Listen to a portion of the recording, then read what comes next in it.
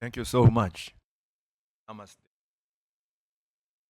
Uh, thank.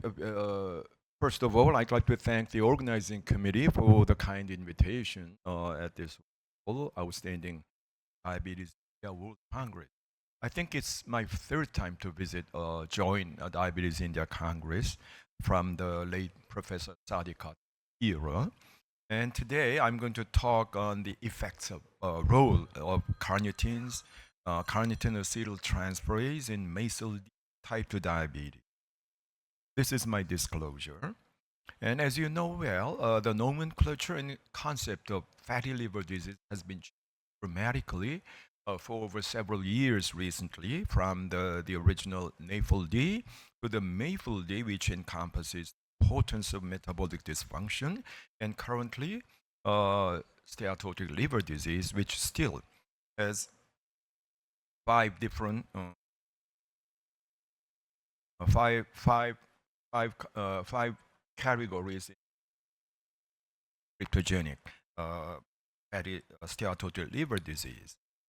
Among others, MASLD and type 2 diabetes has insulin resistance as a common denominator of etiologic factors, even from normal liver to the hepatoma stages, as shown in this slide. And this is some of the vital statistics, recent statistics in Korea.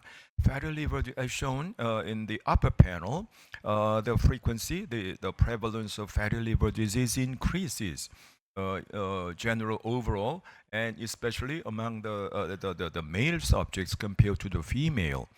When it comes to the type 2 diabetes, the thing is that the younger generation, such as 20 to 39-year generation, their frequencies are dramatically continuously increasing. So at this moment, I can say that I think it's similar to other countries as well. The important seriousness lies in the young male type 2 diabetic subjects has the highest risk of steatotic liver disease. And the fatty liver disease is not innocent. In our population as well. Both NAFLD and MAFLD is associated with increased risk of cardiovascular disease, as shown in this slide. And it is also associated with mortality in Korean populations as well, from even total mortality and liver-related and cancer-related, as well as cardiovascular disease-related mortality. So something must be done. And as I'm an endocrinologist, I was not aware of the details of the liver disease previously, but for about 10 or 15 years ago, I was proposed to design and perform the RCT using the carnitine complex. Carnitine has been shown to increase the mitochondrial function already previously.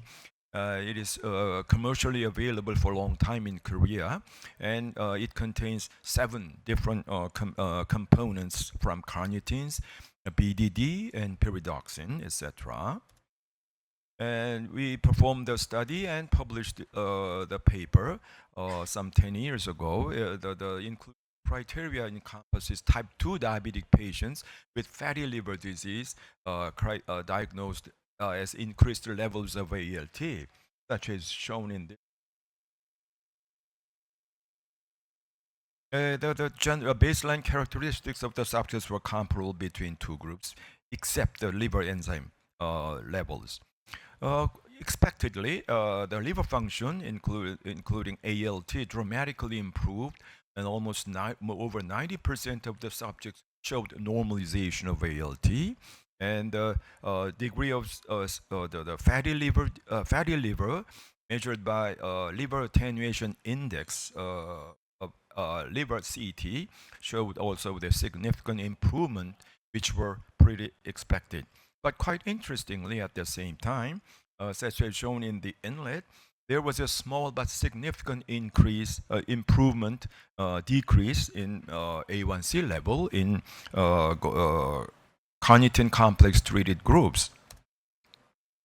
Well, carnitine has been shown, as shown in this slide, carnitine has been shown to be the cofactor as a carrier of the acyl groups through which CPT1 and CPT2, so that they can be the acyl groups can be transported into the mitochondrial matrix.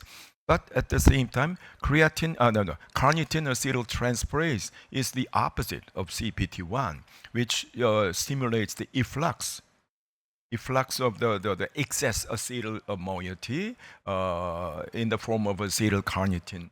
Acetylcarnitine. So that by doing so, the CRAT counter-regulates glucose metabolism, and the Moyo group, as shown in this slide, they generated muscle-specific CRAT knockout mouse and showed the glucose intolerance, as well as the well-known concept of nutrient inflexibility. But to my surprise, to our surprise actually, we found that they, in their this kind of very well-known paper, the CRAT expression was mainly localized to the heart and muscles, and the expression levels in liver was very negligible in their report. So we wondered, we raised the question, then how is it just the paracrine effect from the muscle that show the improvement of liver function and fatty liver disease in the carnitine treated group? So we designed the animal studies to look into the mechanisms of the carnitine complexes in liver, and we divided the mice into 6 groups, and as shown in this slide, the high dose carnitine treated group showed a decrease in body weight, and what else?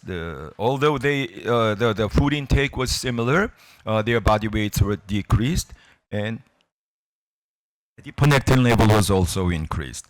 And the interesting thing is the panel F shows the increase in RQ, which means, as you know, it means an increase in glucose oxidation, as shown in this panel. But at the same time, the lipid oxidation is, although showing gradual increase, but it's not statistically significant. So quite interestingly, carnitine is, although it's a fatty acyl-CoA the exporter, it improved the glucose metabolism as well.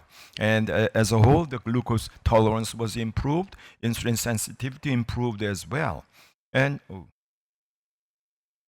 the liver histology and gene expression level was also improved as well, as shown in this slide. And the lower panel shows the genes involved in lipogenesis, such as SREBP1C level was decreased with the carnitine complex treatment, and the other genes associated with the fatty acid oxidation, their levels are increased after the carnitine complex treatment in association with the decrease in ketogenesis. But the interesting thing is, yes, this one first. And the carnitine complex also showed the improvement in mitochondrial function, such as in the activity of mitochondrial complexes and the morphology. Even the morphology and architecture of the mitochondria became very evidently improved. And the biogenesis measured by the mitochondrial DNA copy number was also improved, which was expected. And the interesting thing is that how about the effects of carnitines on acetyltransferase?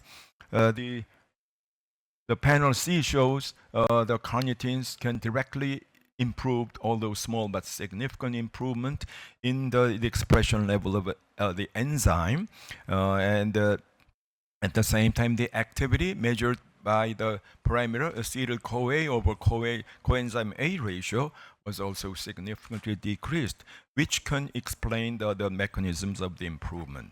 And the interesting thing is in the lower panel, which shows we also infused the siRNA to the tail vein, which most of them reached the liver instead of other tissues, and the improved profiles of the gene expression levels were reversed by the siRNA treatment, which suggests that most of the effects are mediated through the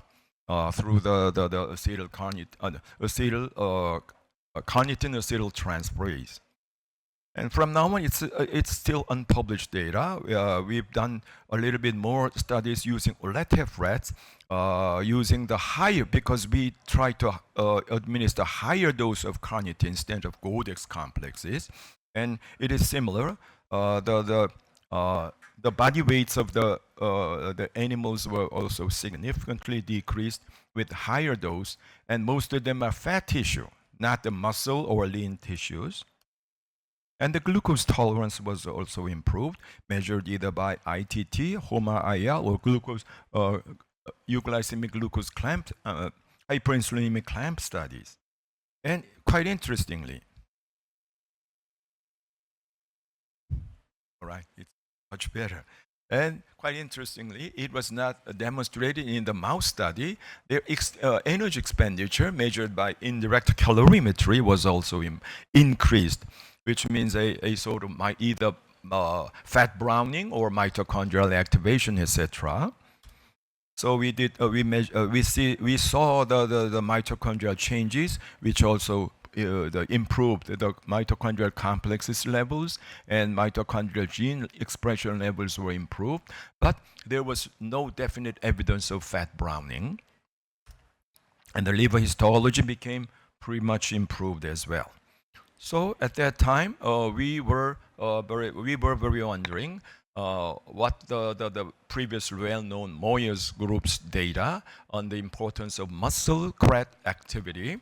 So we hypothesized that liver CREAT activity will, also really matters in addition to the muscle expression.